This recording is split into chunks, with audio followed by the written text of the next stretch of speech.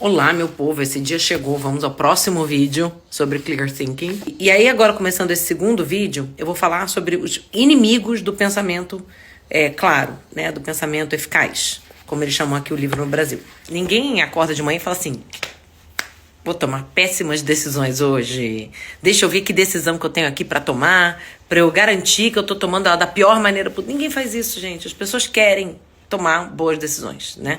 O que acontece é que tem um monte de coisas que a gente não, às vezes não tem a consciência que tomam decisão antes da gente, né? Tem até uma frase que o Shane começa esse capítulo, né? Que ele fala assim, nunca esqueça que o seu inconsciente é mais esperto que você, mais rápido que você e mais poderoso que você.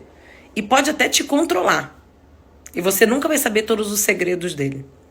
E é um pouco disso, né? Assim, quanto mais consciente a gente fica dessas forças que estão tentando o tempo todo direcionar a gente para outros lugares, melhora a nossa capacidade de resistir a essas forças, né?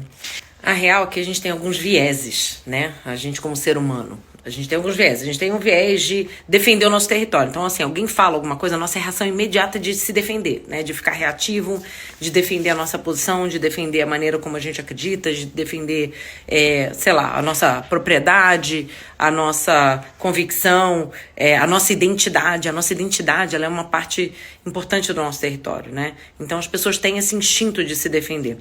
A gente também tem um viés de organizar o mundo numa hierarquia. Sobre o que é mais importante do que o que, de acordo com as nossas crenças, tá? De acordo com a nossa visão de mundo. Então, isso também é outra coisa que gera, muitas vezes, respostas imediatas, instintivas, né? Que não necessariamente são as mais racionais. E a gente também tem o instinto de autopreservação, né? O viés de autopreservação. Então, assim, a gente não necessariamente quer atacar o outro, mas às vezes esse viés se manifesta na preservação.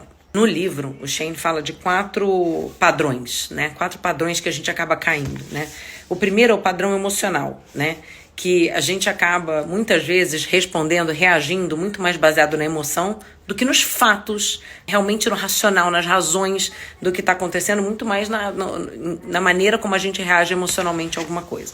O outro, o default do ego, né? O padrão do ego, que é essa coisa de reagir a tudo de uma maneira negativa, né? Qualquer coisa que a gente tenha uma sensação de que ameaça a nossa identidade, a nossa noção de self, né? A nossa noção de personalidade, de essência, ou qualquer coisa que ameaça a nossa visão de mundo, a maneira como a gente organiza o mundo. Aí a gente tem também um padrão social, né? Que é o nosso instinto aqui de pertencer a um grupo social, né? A tender a se moldar às normas de um grupo, né? E por último, tem o padrão da inércia, que é assim, cara, a gente tem hábitos, a gente tem maneiras de agir, a gente tem coisas que, processos, ações, pensamentos que trazem conforto pra gente, porque historicamente foi o que a gente sempre fez. Então a inércia também, ela implica que a gente vai resistir à mudança, resistir a pensar diferente, resistir a acolher eventualmente um pensamento, uma ação que leve a gente numa direção diferente do que a gente está acostumado, do que é o nosso hábito, daquilo que é familiar pra gente, sabe? E aí, para ilustrar essa parte dos padrões, eu vou selecionar aqui algumas frases que eu vou lá marcando, né? Eu vou lendo e vou sublinhando. E tem algumas frases que são muito boas dessa parte do livro, né? Vou ler aqui algumas para vocês. Então, sobre o padrão emocional, né? Essa coisa da gente reagir baseado nas emoções e não baseado nos fatos, né? Realmente no que está acontecendo. Tem uma frase aqui muito boa que é o seguinte: as emoções, elas podem multiplicar todo o seu progresso por 0. Outra que é assim, ó: as emoções podem fazer até os melhores de nós parecer idiotas, né? Levando a gente bem para longe de pensar claramente, né? Então essa emoção é muito boa.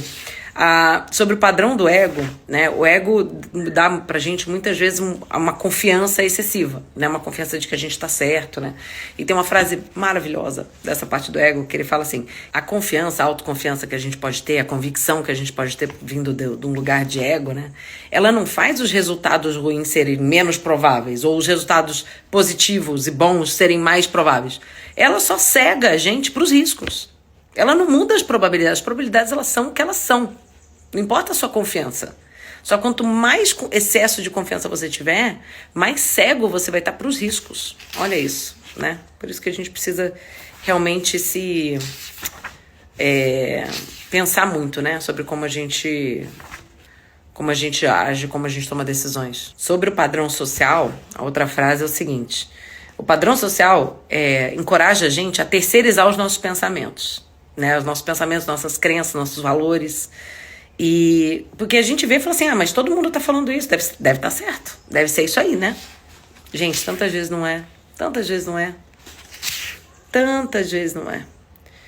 Então, muito importante a gente estar atento a esse viés social, né? Será que a gente não tá tomando uma posição porque todo mundo tá? Né? E será que isso realmente tem mérito? E por fim, o último, que é o padrão da inércia, né? Tem uma frase aqui maravilhosa que é assim, ó: a inércia mantém a gente em trabalhos que a gente detesta, em relações que não nos fazem felizes, porque em ambos os casos a gente sabe o que esperar e tem um pouco de conforto em ter as nossas expectativas atendidas. A gente pode esperar coisas ruins, a gente pode esperar muito pouco daquilo, mas a gente sabe que é aquilo, sabe? E uma razão pela qual a gente resiste tanto à mudança é porque manter as coisas do jeito que elas estão, por piores que elas estejam, não exige esforço. Não tem a energia de ativação para você mudar, entendeu? Só você ficar ali, só você ficar do jeito que você tá. Enfim, tudo isso para dizer que, de novo, é um livro excelente, espero que sejam boas reflexões. Vou continuar trazendo aqui, os melhores trechos para vocês. E vão lendo e vão me contando aqui o que vocês estão achando do Clear Thinking.